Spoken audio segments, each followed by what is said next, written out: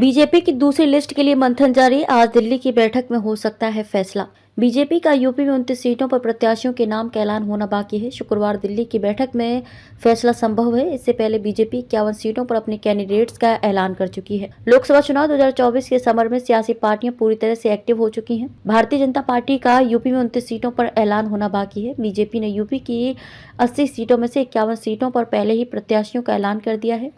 इनमें से बाराबंकी सीट के प्रत्याशी ने फिलहाल चुनाव लड़ने से इनकार कर दिया। पर वहीं बची हुई सीटों पर किसको लड़ाया जाए, गठबंधन में कौन सी सीट जाएंगी, इस पर मंथन जारी है।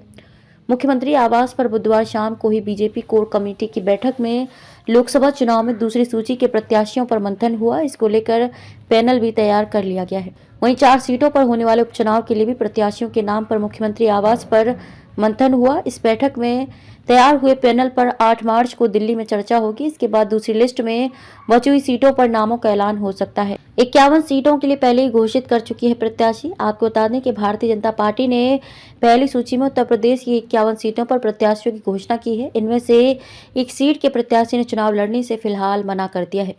बची हुई 29 सीटों में से 2 सीटें रालोद को दी जा चुकी हैं, जिस पर रालोद ने भी प्रत्याशियों का ऐलान कर दिया है।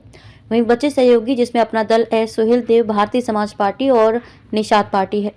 इनमें सीटों का बंटवारा होना है तो वहीं प्रत्याशियों का चयन भी होना है। सूत्रों की माने तो निषाद पार्टी के कोटे में शायद इन 29 में से कोई सीट ना आए, क्योंकि संजय निषाद के बेटे प्रवीण निषाद को भाजपा ने अपने कोटे पर प्रत्याशी बना दिया है। वहीं इनमें से हारी हुई 6 सीटों पर प्रत्याशियों पर गहन मंथन भी हुआ है।